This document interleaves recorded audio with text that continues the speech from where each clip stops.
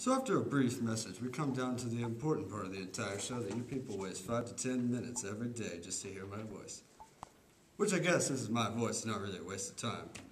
That being said, we'll immediately skip to the part you actually want to hear about. Well, actually that's what I want to hear about, because this is my newscast, not yours. Precisely 238 years ago at this very moment, well, not really, I wouldn't waste the time just to get this very moment just set up just for you guys to be special.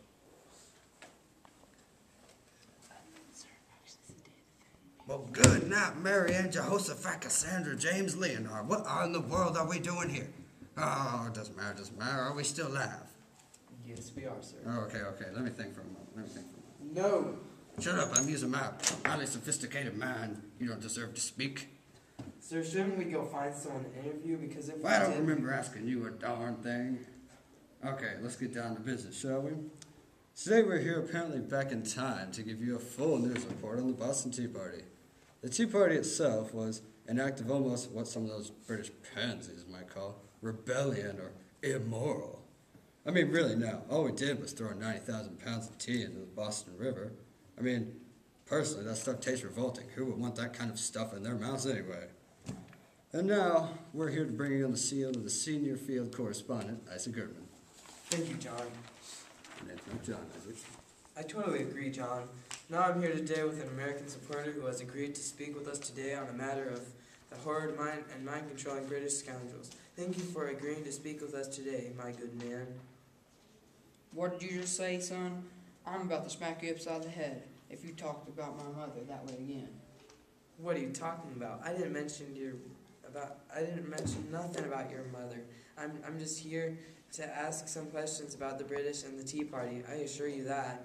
Oh, okay then. Ask him away. But if you mention my mom again, I'll have to give you a good old whooping. Sure, why not? Anyway, if I had to ask you what you thought about the British and their outrageous taxation, how would you respond? Oh, I hate them fancy folk, thinking they're better than us, making us pay all our coin for some stupid old reasons that don't make no sense to me at all. But you know what I mean, right? Of course, sir. Now, if I had to ask you about what you plan to do about all of these problems obviously being caused, what would you say? Now, son, I just darn told you not to talk about my mom, and now I find you again doing it up front of my face.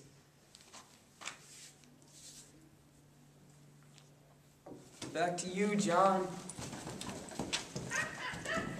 Well, now that we got that tidbit of info, we can move on to our next topic.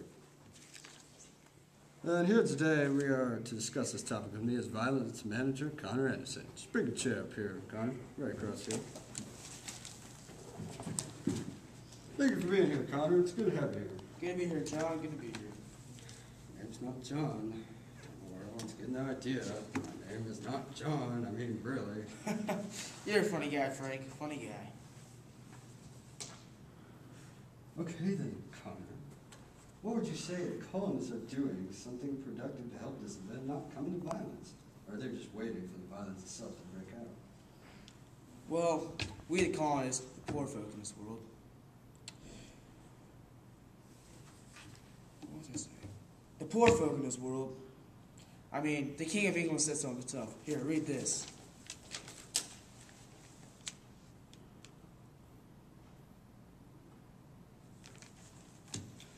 The paper says nothing about the king being discriminative toward the colonists. What are you talking about? Defend your statement. Sure it does. It's Samwise.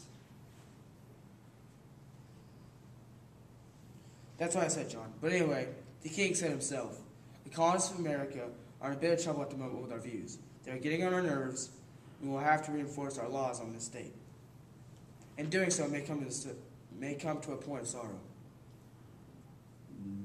I still don't see how that says you're poor folk and deserve to die. Gosh, Jim, must I spell it out for you? It says right here. Where is it? Are in a bit of trouble at the moment and deserve to die. How do you say that at all? That doesn't even make sense. It's simple, Carlos. It's code. Code. Yes. How is that code for any of this? Are you just making this stuff up?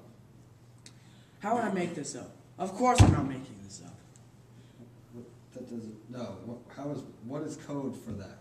Well, actually, Jackson, it's code for agricultural dependency, which is code for the building of lighthouses, which is code for undeserving and deserve death. Okay. Wow. Thank you for the interview. You've truly been an honorable guest. But I've only answered one question. Don't you need some more advice on the subject? No. Have a nice day. Oh, okay, thank you, Jimmy. My name is Sam, not John. Idiot. Jeez, finally glad that's over. Now we can get back to business. So the Tea Party is soon going to take place, and since all diplomatic means have obviously failed, and the pointless sorry excuse for humans are going to unload their vile liquid they call tea in the city of Boston, now here with me is Samuel Adams to figure out what in the world is going on. Thank you, Sam. My, what an amazing name you have, by the way. Well, you have an illustrious name as well, Sam. Why, thank you. You're welcome. Now let's get started with some of the more basic and generic questions pertaining to your goal as one of the major leaders of the SOL, the Sons of Liberty. What really is the reasoning behind this? I mean, why do you do it? Why not simply pay Britain and just live with their taxes? What do you think is going on here? Well, Sam, I think the main reason why we do this is not simply because of the taxes. It goes into more to explain the events that will lead into the future if we continue to lead us, but to let us get pushed down to the ground by the British. What they are doing right now is saying, we need money, so we are going to charge you when you've already given so much to us. So you think the British are pushing on the colonists, that you the little guys in this fight, not the British, theoretically, of course. I think that if we could get the British to swallow that enormous pride of theirs, they would agree with us. Now that it's going on, what is going on right now, we can't let it continue, otherwise what will happen next? They need money right now, so they tax us. What if they start needing food and starve us, or worse, eat us? Well, I think we can both agree that eating is a little bit absurd, but I see your point of what you're getting at. You're trying to say it's only going to get worse from here, and if you don't do anything, who knows if you'll have the power to stop them later. Why not start now and try to prevent something before it happens? Hit it dead on. Another reason I think that this beginning to be a problem is the hatred that seems to be growing between the colonists and the British. Explain that, please. I'm not sure I understand. Well, okay, so you take the colonists and put him in a room with another colonist gentleman. Well, I dare say that they'd get along just fine. Well, while if you take that same compassionate colonist and put him in the room with one of those outrageous lapdogs that people currently brand them as British, and in minutes they'll be at each other's necks. So what you're saying is we need to cut off the ties between the two different processes of people to mend all the hatred and deceit and lies that have built up over the years. Well, I wouldn't say entirely, but more basically, because we both rely on each other for resources and economical balance, but we should try to limit the contact of the two divisions of people to a minimum. And that is what we're going to try to do tonight. Start what will be the turning point for what we think should happen. Here to join us? Well, I would say I'm traveling back in time obviously takes a real toll on your back. Thank you, Sam. We'll show him who's boss while I'm off. Well, I wish you luck. Well, that's all we have for tonight, folks. I hope you liked tonight's featured broadcast for the informed you about the Boston Tea Party, possibly one of the most important moments of our history that led to the Revolutionary War. I hope you learned something. Actually, I don't, because I get paid just in case, even if you didn't. We'll see you next week.